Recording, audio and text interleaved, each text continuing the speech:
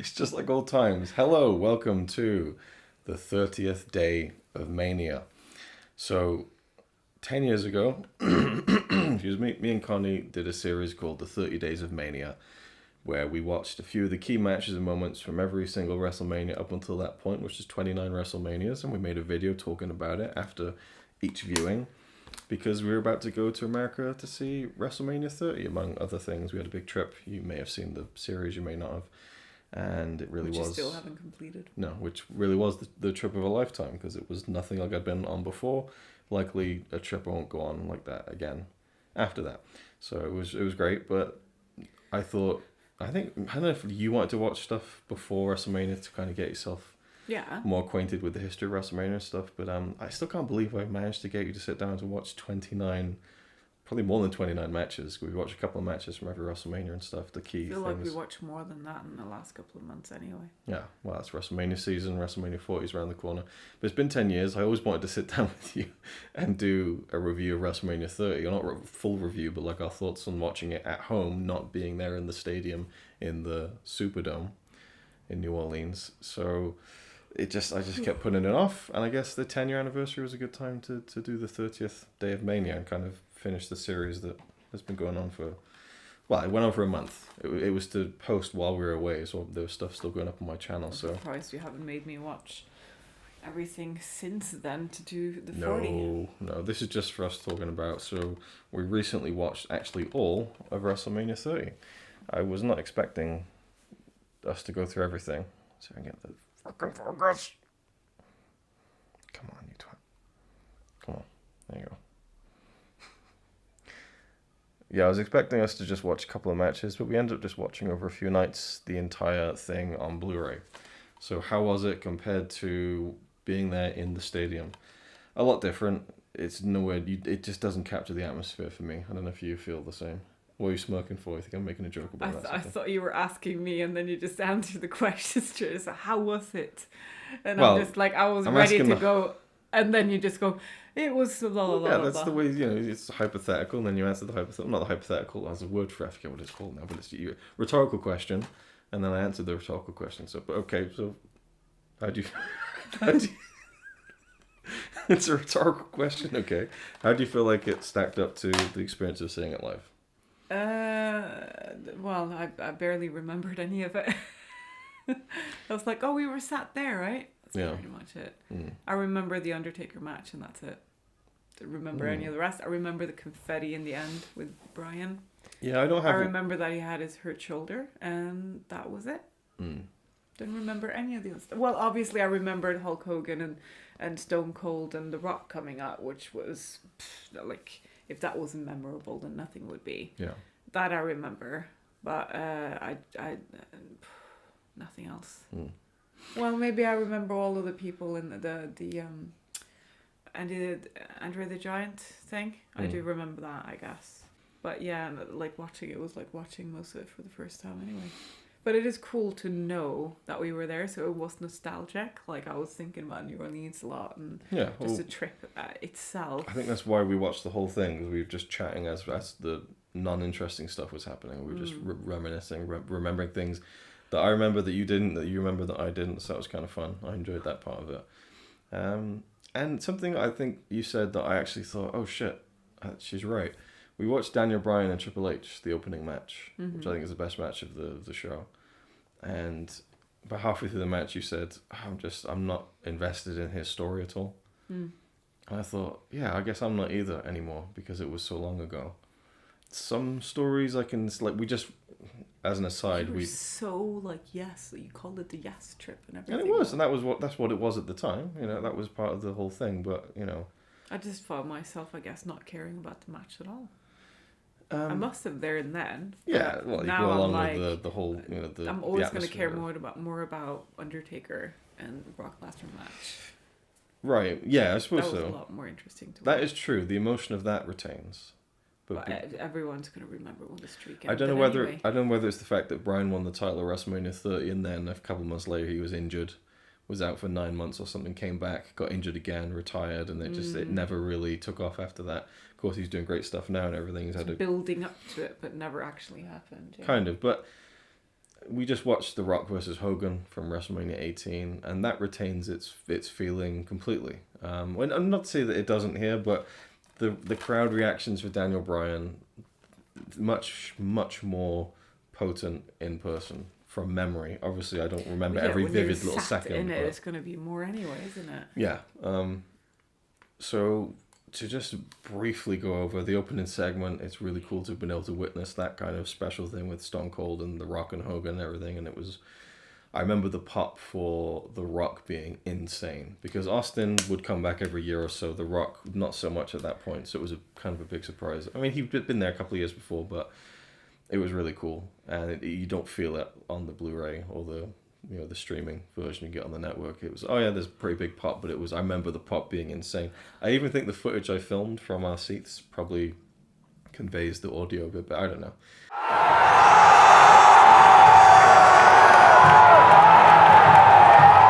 I just feel like... you knew it was coming. I wasn't sure. I think he... You saw tweets or something. I think he tweeted that he was in New Orleans or something. Which was stupid. Yeah, but no one knew when he was going to come out, and it was just so cool the way they set it up with Hogan but like and then if you Austin hadn't tweeted that, and maybe it would have been even more of a shock. Maybe, but I remember we were in Mobile, Alabama at the hotel, and they announced that Austin was going to be there. I was like, holy shit, yes. So that opening segment's great. It's still fun to revisit that one. It's a really cool one between three of the biggest stars. That was like my least favourite place of the whole trip, I think. Mobile, Alabama, yeah. It was right. We had a nice... The diner was nice. The diner, yeah. I had a really, really good sandwich in that diner. The woman was really nice. But otherwise... Walter, where are you from? I remember that. I remember there was a cockroach about that big. It was unbelievable. I could that was not when believe we were, how big that cockroach was. It was the size of my fist, for sure. It was, and then we were still like, we had two hotels that there's a swimming pool on the roof. Where was that? Philadelphia, and it was like closed. And I was like, swimming pool on the roof, but it was like, March, and it was closed. And then there was a swimming pool at the hotel in Mobile, and it was like, I think there was no water in there or something. It was just they hadn't opened it for the season. It was like a motel, kind of classic American motel. I don't remember style. there being one in Philadelphia. It was on the roof. We went up to the top. We couldn't access the roof because it was like we're shut for the season or whatever, something like that. I think it's in one of the videos that we did. Anyway, I just remember us storing the suitcases in Philadelphia. Yeah. Anyway, we don't get too sidetracked by the whole trip. There's a match with the Shield against New Age Outlaws and Kane, just a squash match. It's cool that we got to see the Shield live, I guess, but it wasn't really something you register at that point in time. I remember being at the Access convention and telling you, like I said, that guy there at Roman Reigns and Seth Rollins, they're going to be like world champions in like a year or so, or a couple of years.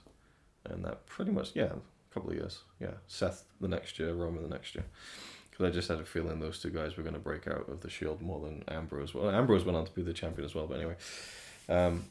Interesting to see those guys early on. And the Battle Royal, I wanted to watch that because I remember the pop for Cesaro scoop slam and Big Shot of the ring was really big. It was actually a pretty good Battle Royal, though. You were like, this is so stupid. Like, why? There's just, you can't see 30 anything. 30 people in a tiny, and they're big people too. It's not like wrestlers are small guys, I liked it. It was kind of fun. And the whole finish with Cesaro, harkening back to Hogan and Andre was really cool. And I will say, for anyone who wasn't there that weekend in New Orleans, yes, it was the big Daniel Bryan moment. Everyone was doing yes in Bourbon Street and all that. But they were also doing We the People, which was Cesaro's little group. That was huge that weekend. People would We the People, like it was massive. And so Cesaro was almost as over as Daniel Bryan, and that never took off, unfortunately. I liked Cesaro better than Bryan. Interesting, yeah. Back then. Yeah. You were all, Daniel Bryan. It was like enough with you. You liked him enough for the both of us, whereas I was like, well, I like Cesaro then. Yeah. So it was cool to see that. There's a few other matches on there. Again, I've already forgotten. We only watched this like a few days ago. We finished watching it. Cena and Bray Wyatt. I wanted to watch that just because Bray Wyatt had passed away. I wanted to, because it was a match I didn't really like at the time, and Watching it now, I love the story that they went for with Bray trying to bring out the monster in John Cena to bring out the aggression of this guy who's like the clean cut guy. I kept saying to you, well, surely he's going to go heel. No, Cena will never go heel. And I was just like, oh, come on, he has to go heel. I thought never, but it's come out in recent years that he was going to, and they'd even he picked out gear and music, but they decided not to at the last minute. Wow, so that could have been it then. Not here. I think it was a couple of years before. I wish it had been, so that could have gone, ha! But I love the story of the match. It just isn't, the crowd isn't into it as much, I think. But I love Bray Wyatt. I think he's not. I say I love Bray Wyatt. I think he had so much potential that could have lived up to so much more, and it's obviously sad that he's died because of the family he's left behind and stuff. But I feel like he really could have done something great beyond, where his life ended, unfortunately. Then there was the Divas Invitational. This is when the women's matches weren't given any real respect at all, unfortunately. That was going back to those days. And what has happened in 10 years? Yeah, what's happened in 10 years. The Daniel Bryan Triple H opener, I think, is a great match. And then we have The Undertaker Brock Lesnar, which is probably the biggest story of the whole WrestleMania, really. Because that streak, I mean, it was just so unexpected. I was talking to my mate in work about this. I was saying, given the fact that Roman Reigns beat The Undertaker at WrestleMania a few years after this, they probably should have left it for that because it would have been a bigger deal.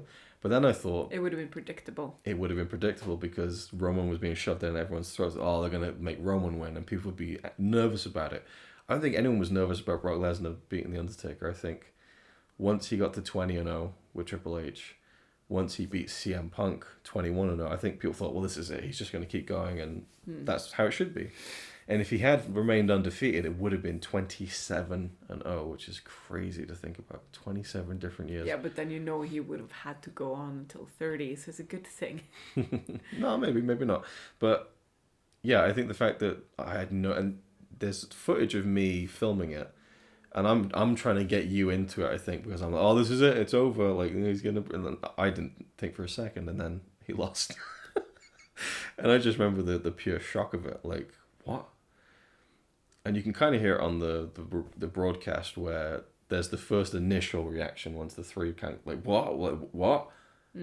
And then you see Heyman like with his, just, oh my God, with like the big bug eyes and everything. And people like confused, like, huh? Yeah. And then you don't see it on the broadcast, but above the ring there's the graphic 21-1, and that's when like a second wave hits. Yeah. And you can hear that on the broadcast, and it's like, holy shit. Then there's even a third one. I think it's when they say... the music hits. No, the winner of this match, Brock Lesnar, and I guess leading into the music hitting, and then...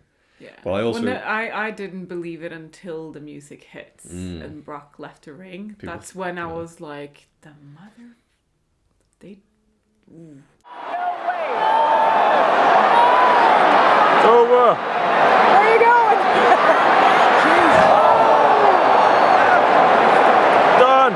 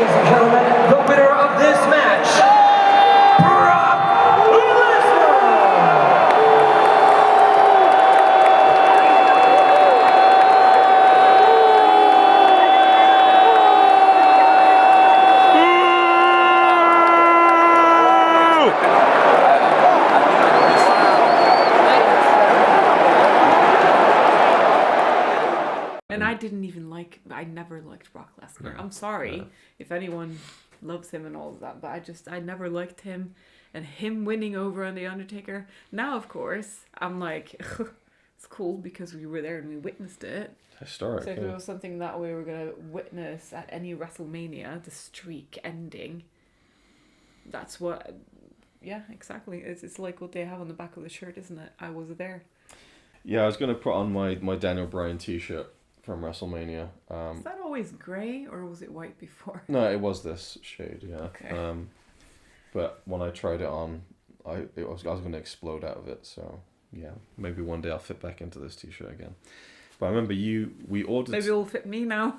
Maybe we ordered 2 t-shirts to Ryan Chataway's house, and Ryan Chataway, and you had Mine was Undertaker. you had you had the final Undertaker streak t-shirt before the streak was broken, and then you also bought in New Orleans like a general I was there thing. I saw that in my memories on Facebook today. Got a few little bits and pieces here, like the Superstore leaflet thing. They used it must be somewhere. Do you remember it was like a little envelope with all our tickets and stuff, and like it was like a nice like we laid it out on the bed. And, but it was like a nice, super nice, like fancy envelope thing.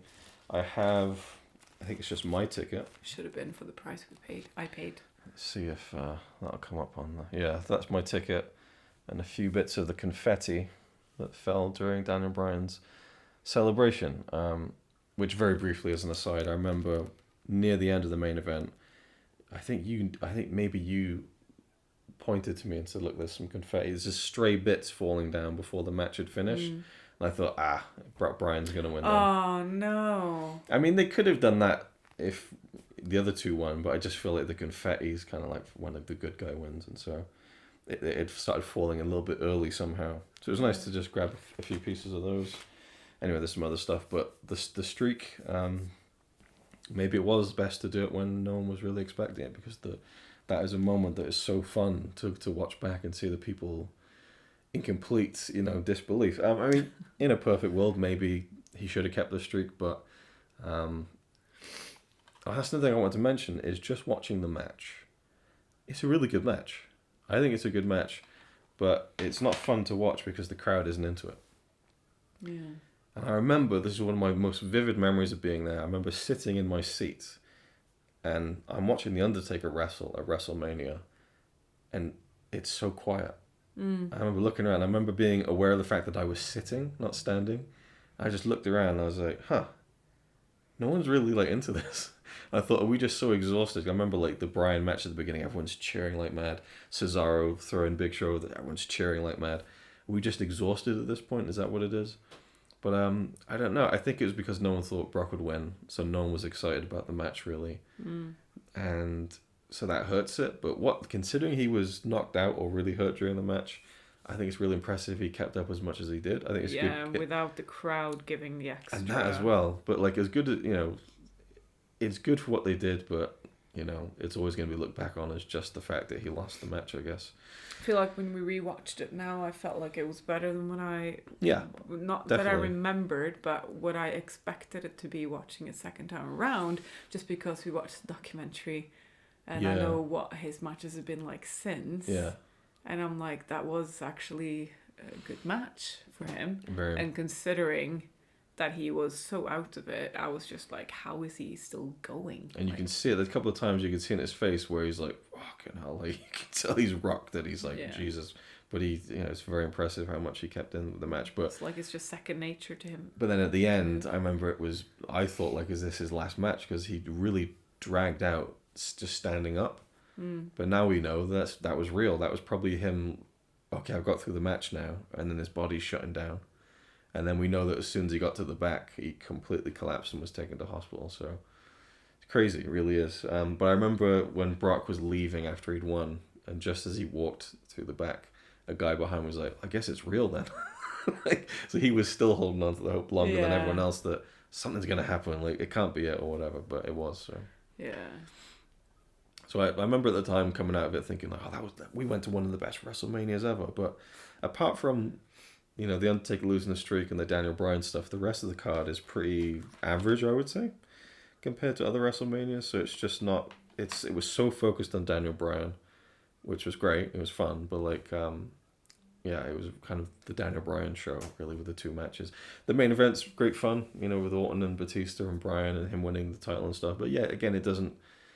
I don't get excited about it anymore because it's history. It's old history. I don't know, and I feel like he's done so much better since then in different scenarios, different situations. Like when he was the heel going in against Kofi, that was really cool. I don't know. I just feel like it was great to be there, and it was fun to revisit it and stuff. But and I guess at the beginning with the Hogan Rock and Austin thing, that's a special moment too. So it had like special moments, some great matches, and a real shocker. But I would say it's probably the most, I don't want to say emotional WrestleMania, but like it's the biggest roller coaster of emotions for WrestleMania, where you had the biggest high of like this underdog guy winning, and then just the lowest of lows of that. People were chanting. People were really mad as well. You don't quite get that on the broadcast either. There was heavy bullshit chants. I remember seeing a few people leaving, Really? Yeah, the internet would like to tell you that, people were leaving in crowds. They weren't really, but I remember seeing a few people. Just gone to the toilet. No, I remember a guy looking particularly pissed off and like, fuck this shit. Like, he was like... Really? Yeah. I didn't notice that. But it's just pure, and when you can get a crowd like that, where it's just this real emotion out of like fake wrestling, it's pretty cool. I think it's... anyway, so it was fun to revisit it and stuff. I also did I think I said after it was done, that was like, that was pretty short, wasn't it? What, the whole show, you mean? Yeah, no, when we finished it, like, watching it again. It's just like, how is it so short? Well, we watched it over... They do it over 2 days now, anyway. We watched it over... Yeah, it was back when they still did it in under 4 hours, and I think it got to the point where it was like 6 hours, and that's when they had to do 2 nights to fill it out. I thought it was because of COVID they started to do 2 nights. No, it's good. Yeah, No, you had a few. It's because that looks like one of someone's drawings. Yeah, we'll get to that. New Japan started doing 2 nights for Wrestle Kingdom. I think that's what's inspired them. So we have this poster here. It was like a free poster given to us when we got to the hotel, I think. I'm trying to figure out what signatures we got on it. Well, why is it over Daniel I Bryan? don't. It's not Daniel Bryan for sure. God. That looks like Miz on Bray Wyatt's leg. Yeah. What was Shit. that weird smiley face? I don't know. Ricky Steamboat is on Daniel Bryan. That's cool. I got a Ricky Steamboat autograph on Daniel Bryan. You met Kofi. Where is he? Did you have... Yeah, maybe you had Kofi sign it. So it was Miz, Ricky Steamboat. That looks like Kofi. Yeah. Looks like a K. Cena is Paul Orndorff. What about that woman next to Kofi? Is that her then? Lillian Garcia? No. Yeah, that's what it was, but I don't know if that's her. It doesn't look like that. Who was that then? I don't know. I don't think it was. I can't think of anyone else that we actually met and had an autograph with. We just did the free lines access. That looks like it's just this love or something, or I don't know. Jevy. Yeah. Anyway, so I don't know if I can even look on the camera to see. It's just a random little thing with some random autographs. So Bray Wyatt's leg says that is the Miz. On Cena is Paul Orndorff. Ricky Steamboat on Daniel Bryan, and we think that is Kofi up there. Yeah. Because Kofi liked your tattoo. Why didn't you queue up for Kofi? I don't know. You didn't care. Not really. It was weird because there was a few free lines, but then they would like shuffle them around, and they would only have the people there for an hour. Mm. So you'd be queuing up for an hour, and then they'd switch it out to someone you didn't want to meet, and it was like, oh, for fuck's sake. I think Lillian Garcia liked your hair. No, yes, and Kofi liked your tattoo. Yeah. Kofi liked my tattoo. And Miz had a weird handshake, wasn't it? Something like that. Miz is just limp handshake. For the photo, I kept like having a firm handshake or grip. Yeah. It's one of my hairbands. Yeah. But his hand was just.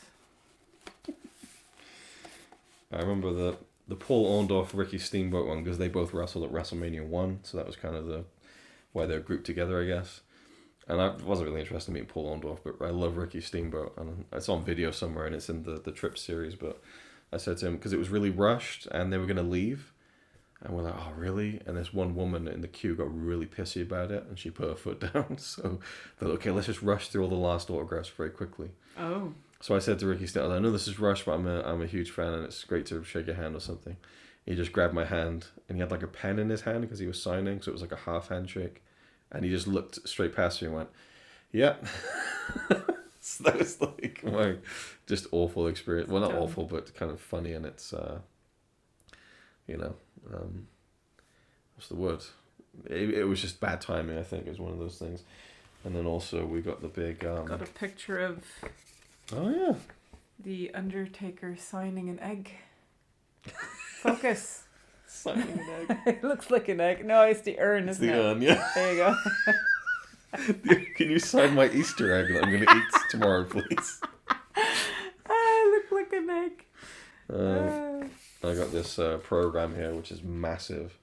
I've kept this like flat and kind of protected for 10 years, and it's all bent and warped now. And you just think, well, what are you even preserving it for? You know, just like a double Hall of Fame one, and there's all sorts of. There's actually a whole section in here to get. Did you pay for that? Yeah, I think so.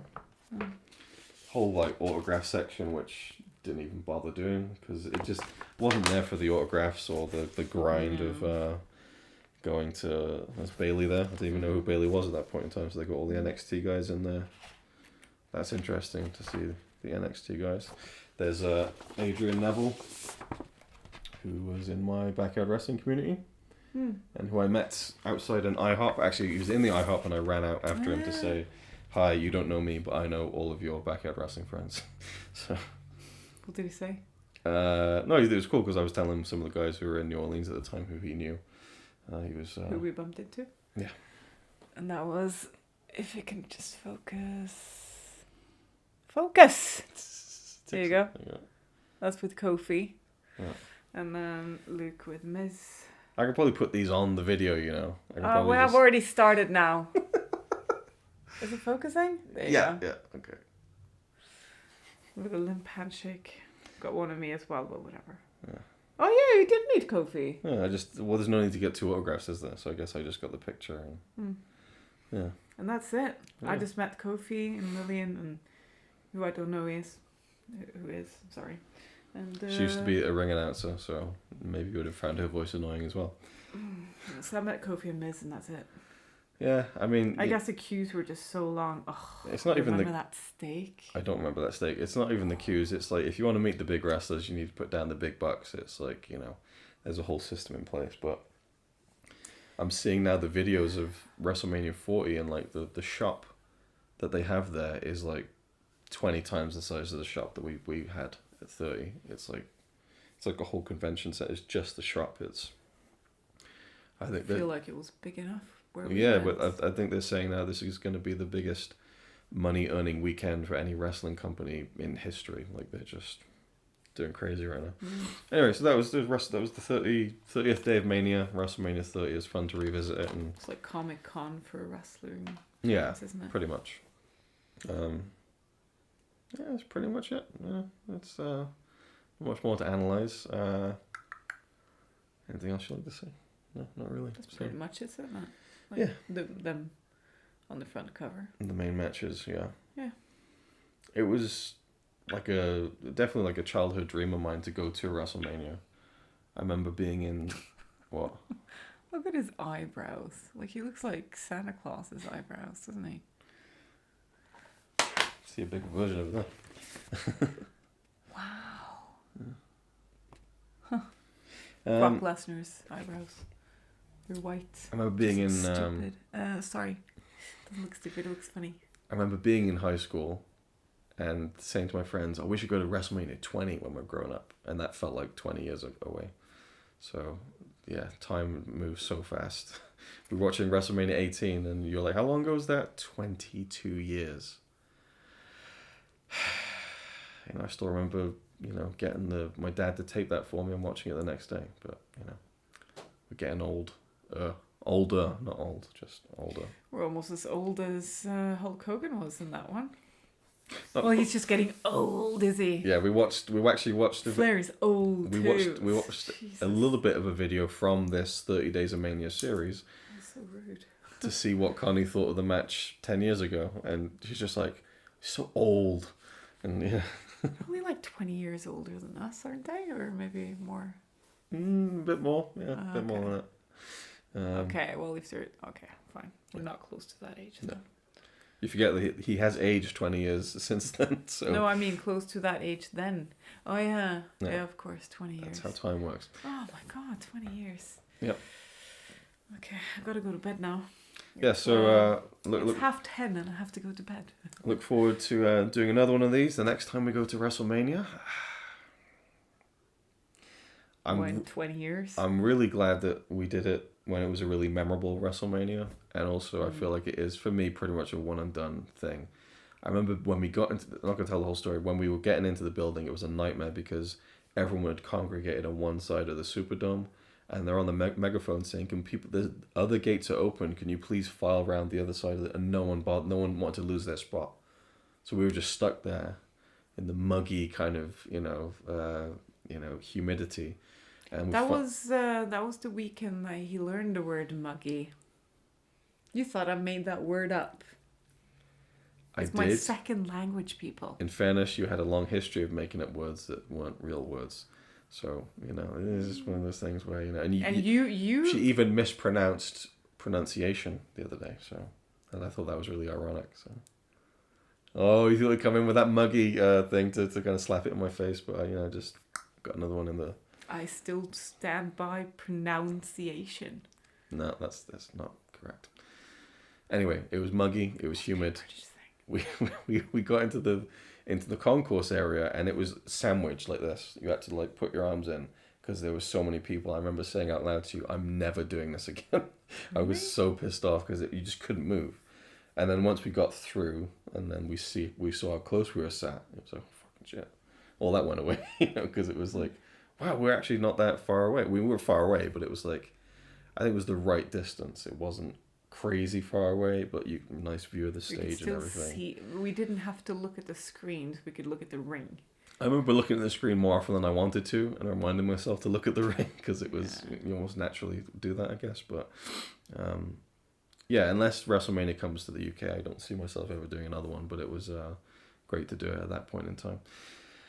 Anyway, that we just got way off track talking about all sorts of other stuff. Thank you for watching. I hope you enjoyed. This has been the 30th day of Mania, and finally I can say after 10 years the 30 Days of Mania series is finished.